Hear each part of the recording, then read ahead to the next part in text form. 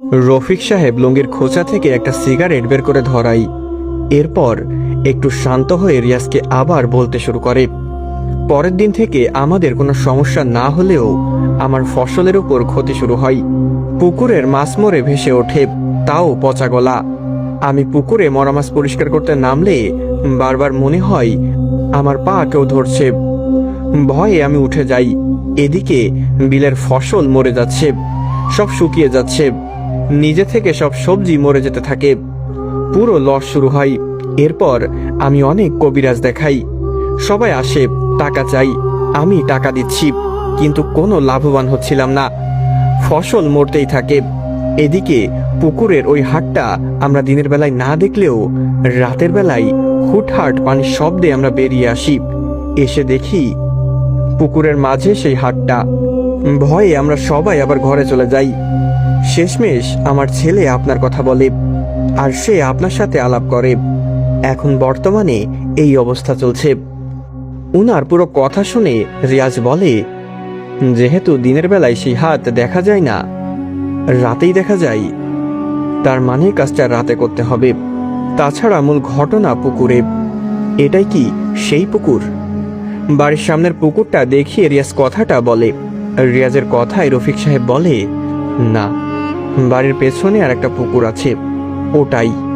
রিয়াজ কিছুক্ষণ চুপ থেকে বলে, আমি রাতে আসব, আসার আগে আপনাকে কল দিব। কথাটা বলে রিয়াজ ওনাদের বিদায় দেয় আর বাড়ি থেকে বেরিয়ে আসে। রাস্তায় দাঁড়িয়ে রিয়াজ কল দেয় আবিরকে। আবির ফোন রিসিভ করতেই রিয়াজ বলল, তোরা কি বের হয়েছিস?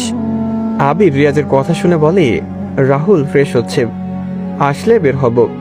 রিয়াজ আবিরকে জানাই, আমি হাজিবাজারে আছি, বের হয়ে আমাকে রিসিভ করে নে, আমিও যাব। আবির রিয়াজের কথায় সম্মতি দেয়। রাত 9টা। সারাদিন বাহিরে থেকে 4 বন্ধু সময় কাটাই।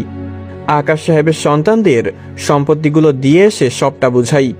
তারাও সত্যটা জেনেছে এবং সেই বাড়িটি নিজেদের দখলে নিয়ে আসার ব্যাপারেও বলে। রাত 9টায় রফিক সাহেবের বাড়ি আসে রিয়াজ, সাথে আবির, রাহুল আর রোহানও আছে। বাড়ির উঠোনে যেতেই রফিক সাহেবের পরিবার বেরিয়ে আসে। রিয়াজ রফিক সাহেবকে বলে, পুকুরটার কাছে চলুন। রফিক সাহেব রিয়াজকে নিয়ে সেই পুকুর পাড়ে যাই। রিয়াজ, রাহুল, আবির আর রোহান পুকুর পাড়ে গিয়ে দাঁড়াই। পানি স্বাভাবিক। রফিক সাহেবের উদ্দেশ্যে রিয়াজ বলে, আপনারা সবাই ঘরে চলে যান, সাথে আমার লোকেরাও থাকবে। বাহিরে কি হচ্ছে না হচ্ছে এসব দেখার চেষ্টা করবেন না। কাজ শেষ হলে আমি জানাবো। রিয়াজের কথায় ওনারা রাজি হন। রাহুল, আবির আর রোহান ওনাদের নিয়ে ঘরে চলে যান। ঘরে ঢুকে দরজা বন্ধ করে দিয়ে রিয়াজের বন্ধুরা পাহারা দেয়, যাতে কেউ বাহিরে তাকানোর চেষ্টা না করে। রিয়াজ তসবিটা সামনে তোলে, এরপর চোখ বন্ধ করে সেই আয়াতটা পাঠ করতে লাগলো। মুহূর্তেই পুকুরের পানি এইবার নড়াচড়া শুরু করে। ঘরের ভেতর থেকে রফিক সাহেব দেখার চেষ্টা করতেছে বাহিরে, কিন্তু রিয়াজের বন্ধুরা থাকায় সুযোগ পাচ্ছে না। এদিকে রিয়াজ চোখ খোলার সাথে সাথে চোখ থেকে লাল আলো বের হতে থাকে। চোখের আলোয় পুরো পুকুর আলোকিত হয়ে যায়। রিয়াজ দেখতে থাকে আসলে এটা কি। রিয়াজের চোখ থেকে বের হওয়া আলোটা রফিক সাহেবের দরজার নিচ থেকে দেখা যাচ্ছে, অর্থাৎ বাহিরে লাল কিছু একটা জ্বলছে। সেটি তারা বুঝতে পারলেও কিসের আলো তা বুঝেনি। 1 মিনিট পর হুট করে সেই আলো বন্ধ হয়ে যায়। রিয়াজ তসবি নামিয়ে ডাক দেয় সবাইকে। রফিক সাহেব ডাক শুনে রিয়াজের বন্ধুদের আগেই দৌড়ে বের হয়। উনি যেন দেখার জন্য ব্যাকুল। সবাই বাহিরে আসার পর রিয়াজ বলে, আবির, আমার ফোন আর মানিব্যাগটা ধর। রিয়াজের ডাকে আবির এসে ফোন আর মানিব্যাগ তার আয়ত্তে নেয়। রিয়াজ হাতে তসবি নিয়ে হুট করে লাফ মারে পুকুরে। রফিক সাহেব অবাক হয়ে তাকিয়ে রইলেন। যে পুকুরে তারা ভয় পাচ্ছে সেই পুকুরে রিয়াজ লাফ দেয়, তাও আবার এই রাতে। কিছুক্ষণ পর রিয়াজ পানি থেকে উঠে আসে, কিন্তু একা নয়, রিয়াজের কোলে একটি লাশ। সবাই অবাক হয়ে তাকিয়ে থাকে। লাশের চেহারা ফুলে পচন ধরে গেছে। একটা বিশ্রী দুর্গন্ধ ছড়িয়ে পড়ে নিমেষেই। রিয়াজ সেই পচা লাশটি পুকুর থেকে উপরে তুলে আনে এরপর রফিক সাহেবের সামনে লাশটি রেখে বলল, পুলিশ কল দিন। মেয়েটিকে হত্যা করে আপনার পুকুরে ফেলা হয়েছে, এটি পুলিশের কাজ। তাদের তদন্ত করতে দিন। লাশ নিয়ে যাবার পর আপনাদের আর কোনো ক্ষতি হবে না। ভেজা শরীর নিয়ে রিয়াজ আবিরের কাছে আসে। এদিকে রফিক সাহেবের ছেলে একটা গামছা এনে রিয়াজকে দেয়। রিয়াজ গামছা নিয়ে নিজের মাথা মুছে নেয়। পরক্ষণে গামছাটা আবার ব্যাগ দিয়ে রিয়াজ বলে, পেমেন্ট আমার লোকদের কাছে করে দিন। বিদায় দেওয়ার সময় হয়েছে, আসি। কথাটা বলে রিয়াজ সবাইকে বিদায় দেয় আর চলে যায় রাস্তায়। আবির পেমেন্ট ক্লিয়ার করে চলে আসে। এরপর চারজনই রওনা করে বাড়িতে। মাঝ রাস্তায় থাকতে আবির রিয়াজকে বলে, মূল কাহিনী কি ছিল? রিয়াজ আবিরের কথাই বলে, যে মেয়েটির লাশ উদ্ধার করেছি সে ধর্ষিতা মেয়ে। চারজন ছেলে তাকে ধর্ষণ করে মেরে ফেলে। ধর্ষণ করে রফিক সাহেবের পেছনের জমিতে। মেয়েটি মরে গেছে দেখে ওরা লাশ তুলে পুকুরে ফেলে দেয় আর পালিয়ে যায়। এদিকে রফিক সাহেব জমি পরিষ্কার করার সময় একটা বড় পাথর পায়। সেটি পুকুরে নামার জন্য ব্যবহার করে। দুর্ভাগ্যজনক ব্যাপার হলো পাথরটা পানির নিচে সেই মেয়েটির উপর পড়ে। এতে লাশটি ভেসেও উঠতে পারেনি। মেয়েটির অতৃপ্ত আত্মা তখন মুক্তি চাচ্ছিল, যেহেতু জানাজাও হয়নি, তাই সে দিক বেদিক হয়ে যায়। পুকুরের মেশিন লাগানোতে সে বাধা দেয় এই জন্যই, যদি লাশটি কাদার ভেতরে ঢুকে যায় তবে উদ্ধার করা মুশকিল।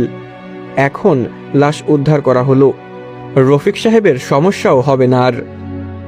রিয়াজের কথা শুনে রাহুল বলে, যারা ধর্ষণ করেছে তাদের তো তুই দেখেছিস, ধরিয়ে দি চল। রাহুলের কথায় রিয়াজ মুস্কি হাসি দিয়ে বলে, প্রশাসন আমার মতামত গ্রহণ করবে না, তাদের নিয়মে এসব আজগুবি গল্প মাত্র। বলতে গেলে আরো হাসবে। তাদের কাজ তারা করুক, আমি আমার কাজ করেছি। যখন আমি অ্যাম্বুলেন্স ড্রাইভার ছিলাম তখন একবার আইন নিজের হাতে নিয়েছিলাম, 5 জনকে হত্যা করেছিলাম, কিন্তু এতে দোষী আমিও হলাম। শাস্তি দেওয়া আমার কাজ নয়, প্রশাসন আছে, উপরে রব আছেন, আমরা সাধারণ মানুষ, ব্যাস। ওরা আর কেউ কিছু বলেনি। রিয়াজ যখন কথাগুলো বলেছিল তখন তার চোখ ভিজে যায়, এটি খেয়াল করে রোহান। এভাবেই দিন কাটতে থাকে। রিয়াজ ধীরে ধীরে ফেসবুকে ভাইরাল হতে থাকে। রিয়াজের কাজ রটে যায় সবার মুখে মুখে। অতিপ্রাকৃতিক যত বিপদ হয় সব কেস রিয়াজের কাঁধে এসে পড়ে। অনেকে তো রিয়াজকে ব্ল্যাক ম্যাজিক করার জন্য রিকোয়েস্ট করতে থাকে। কেউ বলে প্রেমিকার সাথে বিচ্ছেদ, সেটির সমাধান করতে।